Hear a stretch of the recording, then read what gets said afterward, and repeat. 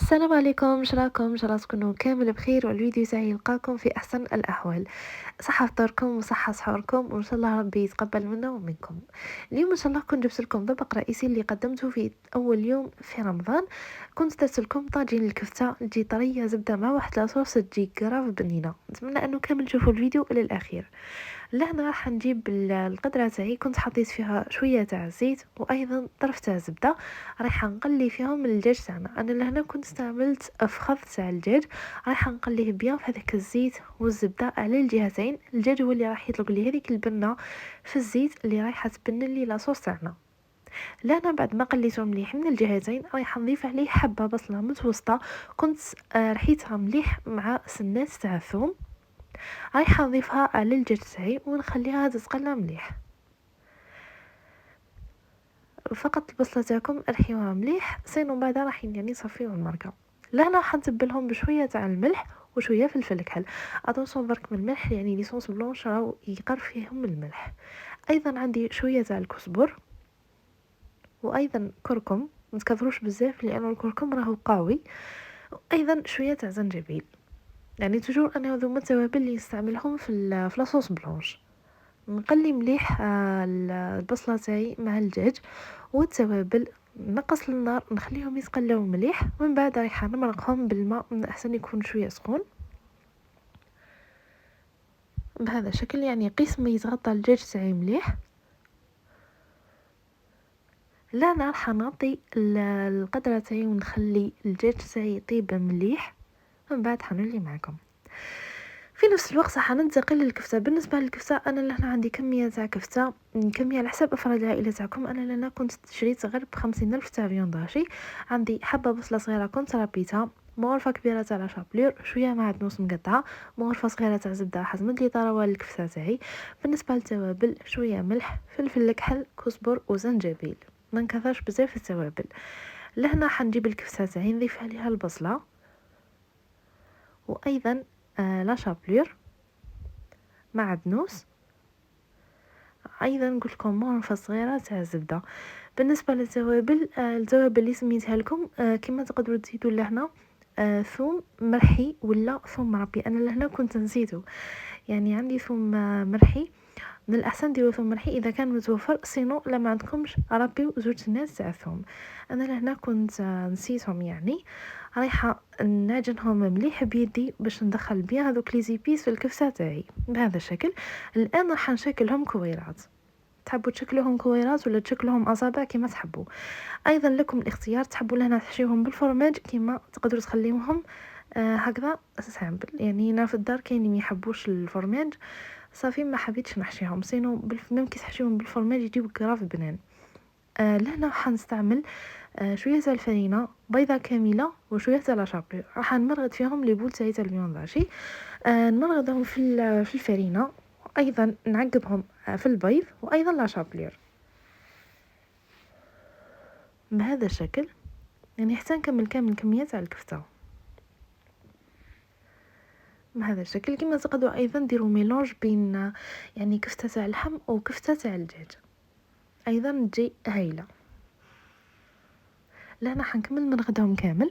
في نفس الوقت لهنا كنت حطيت زيت تاعي يسخن، جبت المقله تاعي حطيت فيها كميه تاع زيت، خليته يسخن مليح. من بعد ريح نقلي فيهم لي بول تاعي تاع الفيونداشي. لهنا من الاحسن الزيت يكون سخون بيان، يعني هكذا باش ما يشربوليش الزيت. يعني نقلبهم حتى يديو لي تحميره مليحه على الجهتين بهذا الشكل. من بعد رايحه نحيهم ونحطهم مباشره في طبسيل اللي كنت حطيت فيه يعني هذاك الورق الماس هكذا باش يمتص لي الزيت.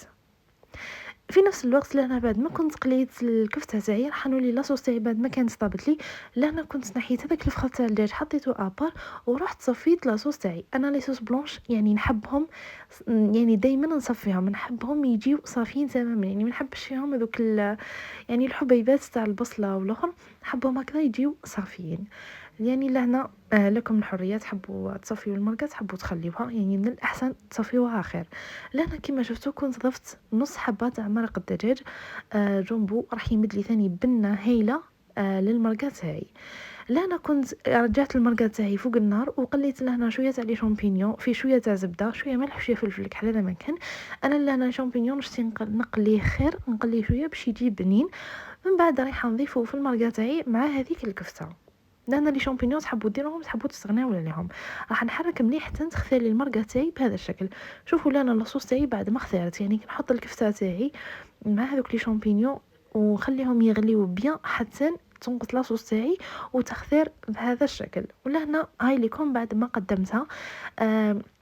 يعني حبيت اني نقدمها بالطريقه هذه يجي بزاف يعني باهي وشهي.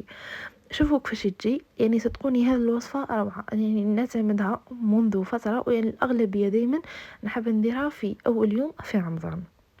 هاي لكم كيفاش تجي الله يبارك تجي روعه.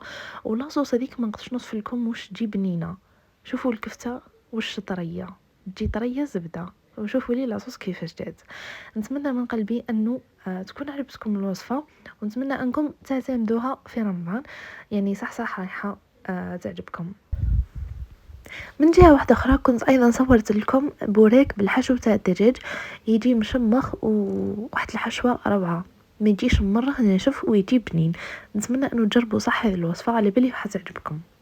نروحوا كيف نشوفوا الطريقه. لأنا كنت جبت 3 حبات تاع بطاطا يكونوا صغار شويه كنت غليتهم في الماء بيهم بالقشور يعني كنت صيبوا ما تقشروش الحبه تاعكم تاع البطاطا وتقطعوها هكذا راح يعني البطاطا تاعكم راح تشرب بالماء يعني غليوها بها بالقشره تاعها كيما راكم تشوفوا. لأنا كنت غليتها 100% من بعد راح يعني كنت قشرتها ومعستها بهذه الطريقه. تبلتها بشويه تاع الملح وشويه فلفل كحل. رايحه نخلط مليح. من جهه واحده اخرى رايحه نروح للدجاج تاعي. كنت انا جبت المقله تاعي حطيت فيها شويه تاع زيت ما نكثرش بزاف حوالي 3 مغارف يكفي يعني قسمه يطيب فيها الدجاج هذا المكان. كنت حطيت الدجاج تاعي يطيب. شوفوا الدجاج تاعنا راح يطلق الماء نتوما خليوهم حتى ينشف هذاك الماء تماما بهذا الشكل. خليوه حتى ينشف هذاك الماء. من بعد راح نتبلها بشويه تاع الملح وشويه فلفل كحل. انا لهنا كنت استعملت نص در تاع الدجاج كنت قطعته دي كوب يكونوا صغار بزاف. لهنا حنخلط مليح بعد ما كان الدجاج تاعي طاب. نضيف عليه لهنا علبه تاع جبن امير.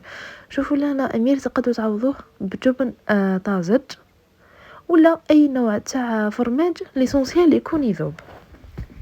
انا يعني نحب ندير الوصفه هذه بالامير لانه يذوب ويمد واحد البنه هايله للدجاج تاعي. لأنا كنت ضفت شويه معدنوس وشويه تاع زيتون اخضر مقطع. راح نفرغ هذاك الحشو تاعي في غيسيبيون ونضيف عليه هذيك البطاطا اللي كنا طيبناها من قبل بهذا الشكل. راح نخلطهم مليح كيف يعني حتى ينسجموا. كما تقدروا تضيفوا ايضا شويه تاع زيتون اسود. لا انا حنحط الحشو تاعي يبرد على جهه ونروح الان ننتقل للديول. بالنسبه للديول تاع البوراك انا لهنا استعملت هذو لي ميني اوراق ديول. هذو الاوراق ديول صغار هذو يعني يخرجوا غير العام هذا. شوفوا كيفاش جايين هكذا صغار وشكل تاعهم مربع يعني يليقوا بزاف لي سيكار تاع البوراك. شوفوا كيفاش جايين صغار يعني بالك في الفيديو راهم يبانوا شويه كبار هما يجيو شويه صغار. هاي لكم الورقه تاعي كيفاش يعني حبيت نعدها لكم. هاو لكم شوفوا كيفاش يجيو.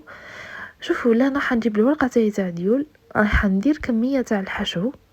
شوفوا لنا من الاحسن الحشو تاعكم يكون بارد يعني في اي وصفه تاع بوراك جامي تستعملوا الحشو سخون لانه الورقه تاع الديول تاعكم رايحه تعرق من بعد كي طيب ما تجيش مليحه. نحط كميه من الحشو يعني ونبدا نشكل في لي سيكار تاع البوراك. يعني عجبني بزاف يعني هذا النوع تاع الذيول يعني بخاطيك بزاف ويعاونوا يعني سيرتو في الموديل هذا تاع لي سيكار بهذا الشكل. انا لهنا حنكمل نحشي كامل الحبات تاعي بنفس الطريقه بهذا الشكل. لهنا حبيباتي بعد ما كنت كملتهم كامل نجيب لهنا مقله كنت حطيت فيها كميه تاع الزيت تسخن مليح. شوفوا لازم تسخنوا زيت مليح. كون ما يسخنش الزيت مليح راح يلصقوا ويتحلوا لكم الحبات تاعكم وهكذا تفسد الوصفه تماما. لهنا بعد ما حمروا من تحت يعني كي نشوفهم بداو تحميره من تحت نقلبهم على الجهه اللي من هيه. انا لهنا حنكمل نقليهم كامل يعني حتى يديو لي تحميره مليحه.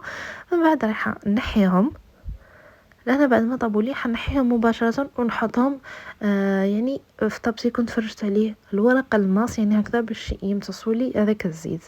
لهنا كما شفتوا كنت قدمتهم وهم لكم كيفاش يجيو. شوفوا يجيو روعه والحشوه تجي بزاف بنينه ويجيو مشمخين يعني ما يجيوش مره ناشفين. لهنا حبيباتي كنا وصلنا لنهايه الفيديو، نتمنى انه يكون عجبكم واستفدتوا لشتا بالقليل.